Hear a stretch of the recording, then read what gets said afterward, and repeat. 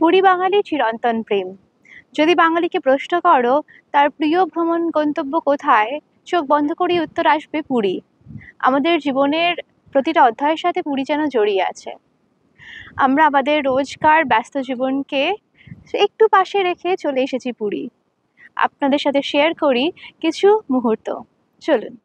আমার পুরীর আগের ভিডিওতেই তোমরা দেখেছিলে যে আমরা হোটেল বিজয়া প্যালেসে আছি এবং তার পাশেই নীলাদ্রি বিচ, যেন কয়েক কদম হাঁটলেই স্বর্গে পৌঁছে যাওয়া যায়। নীলাদ্রি নামের মধ্যেই কতটা নীল আছে। সমুদ্রের জলে সূর্যের প্রতিফলন, ঢেউয়ের উপর আলো ছায়ার খেলা, আর সেই অসীম দিগন্ত। মনে হয় সময় এখানেই থেমে গেছে। আমি যখন ভেজা বালির উপর দিয়ে হাঁটছিলাম, ঢেউ এসে পায়ে ছুঁয়ে যাচ্ছিল। মনে হচ্ছিল সমুদ্র যেন নিঃশব্দে কথা বলছে, শুধুই আমার সাথে।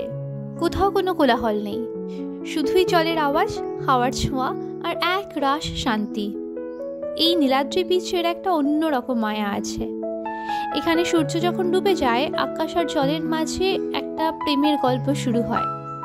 রং বদলায়, আলো বদলায়, অথচ শান্তিটা থেকে যায় ঠিক একই রকম। আমি ভাবছিলাম, হয়তো জীবনের প্রতিটা দিন যদি এমন একটা বিকেলের মতন শান্ত, কোমল আর আলোয় ভরা হতো, তাহলে কত সহজ হতো সবকিছু। এনিওয়ে, আমরা বিচের ঘুরে চলে আসলাম লাঞ্চ করতে। আর লাঞ্চে তো এরাহি ব্যাপার।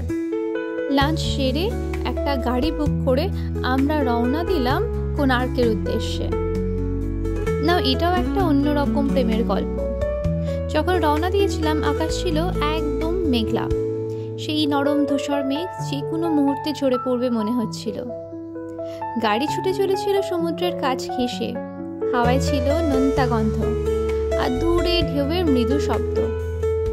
এবং হঠাৎই বৃষ্টি নামলো, একেবারে নিঃশব্দে, যেন আকাশ আমাদের জন্যই খুলে দিল তার হৃদয়।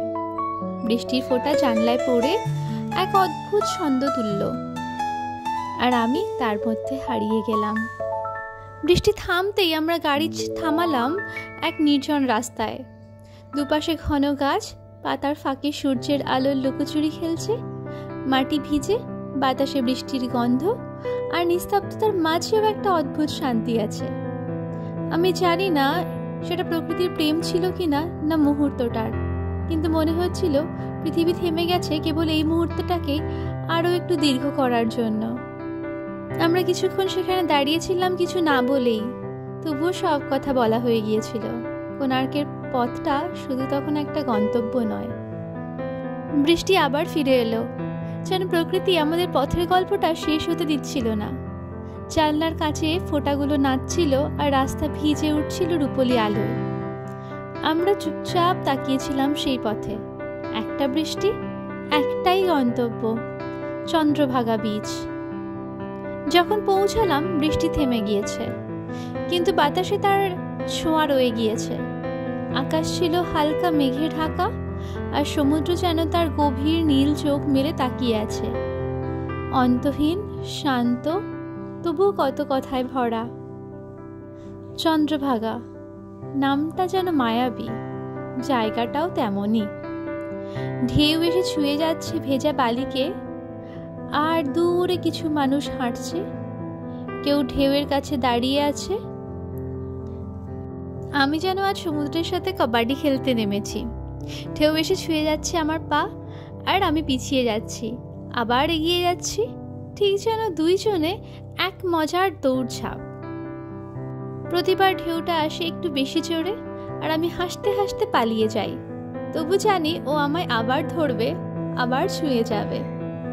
এই খেলাটার কোনো হার জিত নেই, আছে শুধু নরম একটা টান আমার আর সমুদ্রের মধ্যে।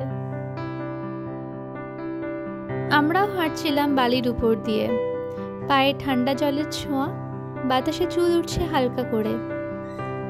আমি তাকালাম তার দিকে, চোখে এক ফোঁটা আলো, আর ঠোঁটে সেই নরম হাসি, যা পুরো চন্দ্রভাগার আকাশটাকে উজ্জ্বল করে দিল। মনে হচ্ছিল এই সমুদ্র, এই বৃষ্টি, এই মানুষগুলো সবই যেন কোনো পুরনো কবিতার অংশ, আর আমরা তার শেষ দুই লাইন। চন্দ্রভাগার ঢেউ তখনও গুনগুন করছিল, হয়তো বলছিল তোমরা এসেছিলে বলে ঠিক সময়ে, যখন বৃষ্টি আর রোদ একসাথে প্রেমে পড়ে। এ যেন এক অফুরন্ত খেলা, জল আর বালির ছোঁয়া আর ফিরে যাওয়ার। চারপাশের মানুষজনও সেই খেলায় মিশে আছে। কেউ দাঁড়িয়ে ছবির ফ্রেমে বন্দি করছে এই আলো ভেজা বিকেল, কেউ বা শিশুর মতন উচ্ছ্বাসে ছুটে যাচ্ছে ঢেউয়ের দিকে। একটা ছোট্ট মেয়ে খালি পায়ে দৌড়ে যাচ্ছে সামনে, তার বাবার হাসি বাতাসে মিশে আছে। আর এক তরুণ যুগল হাত ধরে দাঁড়িয়ে, তাদের চুপচাপ হাসি ঢেউয়ের গর্জনের সঙ্গে মিশে যাচ্ছে।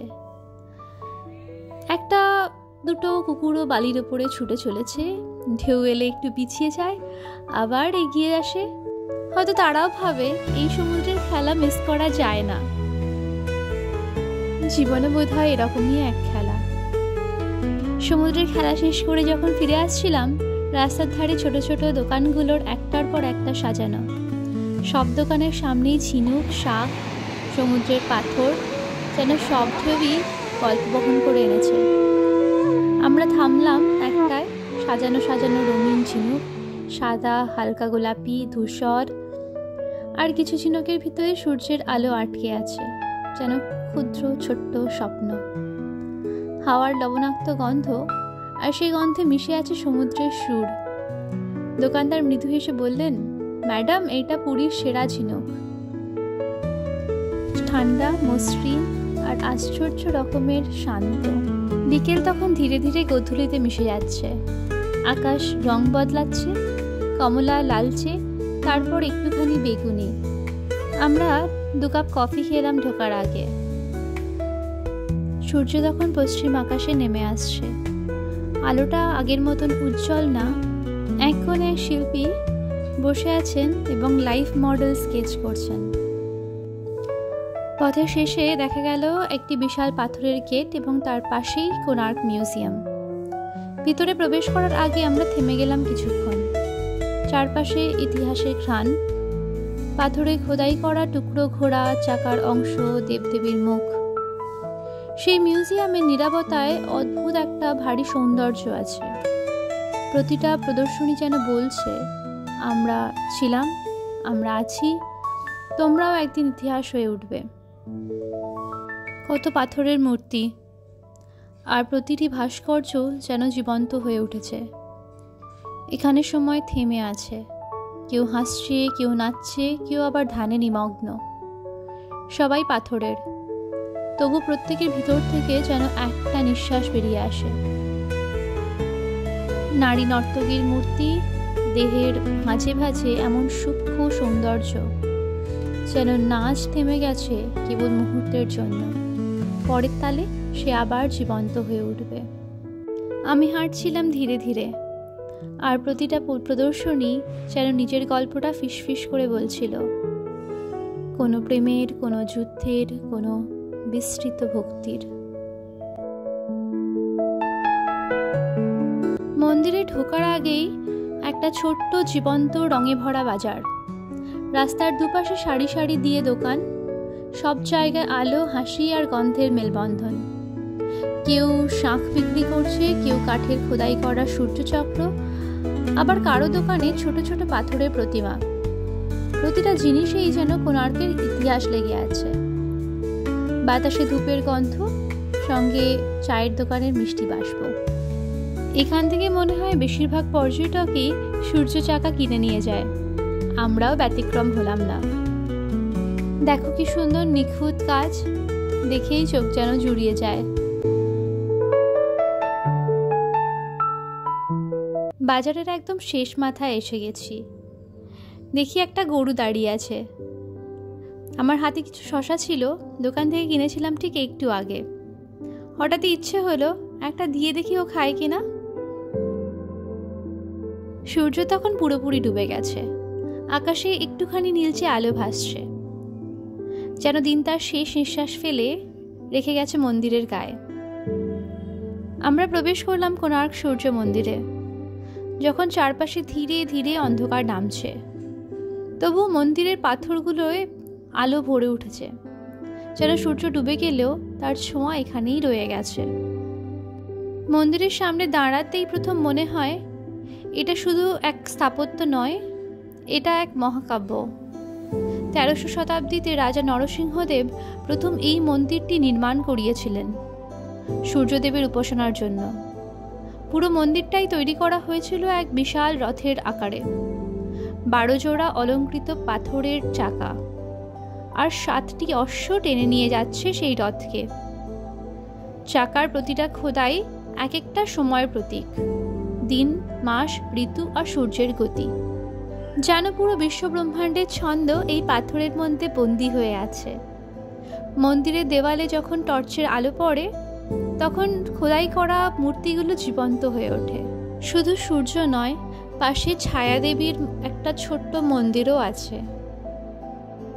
পরের দিনের সকালটা যেন একেবারে নতুন ক্যানভাস। রাতের নিঃশব্দ ইতিহাসের পর সূর্য আবার জেগে উঠেছে নরম স্বর্ণালী আলোয়। আমরাও পৌঁছে গেলাম ব্লু ফ্ল্যাগ বিচে, যার নাম শুনলেই মনে হয় পরিষ্কার, নিখুঁত আর শান্তির এক নীল দেশ। সব জায়গাটা ছিল ফাঁকা, বাতাসে লবণ আর গাছের মিষ্টি গন্ধ, আর সমুদ্রটা যখন চোখে পড়ল এক মুহূর্তের জন্য নিঃশ্বাস থেমে গেল। জল যেন আকাশেরই প্রতিচ্ছবি, এতটা নীল, এতটা স্বচ্ছ, যেন পৃথিবী এখানে একটু বেশি ভালো আছে। আর বিচে এসেছি আর বালিতে এরকম নাম লিখবো না, সেটা হতে পারে? Let's say, one day I রোট my name upon the strand. বিচের পাশেই হাঁটতে হাঁটতে চোখে পড়ল একটা ছোট্ট ক্যাফে। আমরা দুজন ঢুকে গেলাম সেখানে। কি সুন্দর গুছিয়ে আর যত্ন করে রাখা। আমরা দুজন বসলাম দুটি চেয়ারে, অ্যান্ড সাথে 1 কাপ গরম গরম চা। কথা, গল্প, এত সুন্দর ওয়েদার, অ্যান্ড তারপরে গরম গরম চা, সবটা মিলে সকালটা একেবারে জমে গেছে। অভিষেক এখানে এসে একেবারে এক শিশুর মতন হয়ে গেছে। হাতে নিল এক মুঠো বালি আর বানাতে লাগলো এই সুন্দর স্যান্ড ক্যাসেলটি। সৈকত ছেড়ে একটু এগোতেই আমরা পৌঁছালাম এক অদ্ভুত জায়গায়, যেখানে পাথরও যেন নিঃশ্বাস নেয়। এখানে সারি সারি বড় বড় পাথরের খণ্ড পড়ে আছে, আর শিল্পীরা বসে আছেন তাদের সামনে, হাতে ছেনি আর হাতুড়ি। প্রতিটা আঘাতের সঙ্গে সঙ্গে ধুলো উঠছে, আর পাথরের বুক ফুঁড়ে জন্ম নিচ্ছে একটা মুখ, একটা হাত, একটা দেবতার অবয়ব। আমরা কিছুক্ষণ চুপচাপ দাঁড়িয়ে দেখছিলাম। কি আশ্চর্য এই কাজটা! ভিতরে একটা ছোট মন্দিরও আছে, এবং চারপাশে রয়েছে সযত্নে লালিত অনেক অনেক ফুল গাছ। আমরা হেঁটে হেঁটে দেখতে লাগলাম। একজন বৃদ্ধ শিল্পী হাসি মুখে বললেন, এগুলো এক একটা পাথর নয় মা, এক একটা প্রাণ। শুধু একটু যত্নে ওরা কথা বলে ওঠে। তার হাতের রেখায় ধুলো জমে আছে, কিন্তু চোখে এক তৃপ্তির দীপ্তি। মনে হলো এরা যেন প্রাচীন কোণার্কের সেই ভাস্করদের উত্তরসূরি, যারা একদিন সূর্য মন্দির গড়ে তুলেছিল। চারপাশে ধ্বনিত হচ্ছে ছেনির টুংটাং, তবুও বাতাসে এক গভীর শান্তি, যেন এই শব্দটাই প্রার্থনা, এই ধুলোটাই এক প্রাচীন পুজো। তারপরে আমরা চলে গেলাম মিষ্টির দোকানে। কি কিনতে? ছানা পোড়া। জীবনে প্রতিটা যাত্রার মতন এমন কিছু মুহূর্ত থাকে, ছোট্ট কিন্তু গভীর, যা মিষ্টির স্বাদের মতোই গলে যায়, আর যা থেকে যায় অনেক দিন ধরে। মিষ্টি কেনার পর্ব সেরে আমরা চলে আসলাম কিছু জামা কাপড়ও নিতে। ভিডিওটি ভালো লাগলে লাইক ও সাবস্ক্রাইব করো, অ্যান্ড উপভোগ করতে থাকো জীবনের ছোট ছোট মুহূর্তগুলো।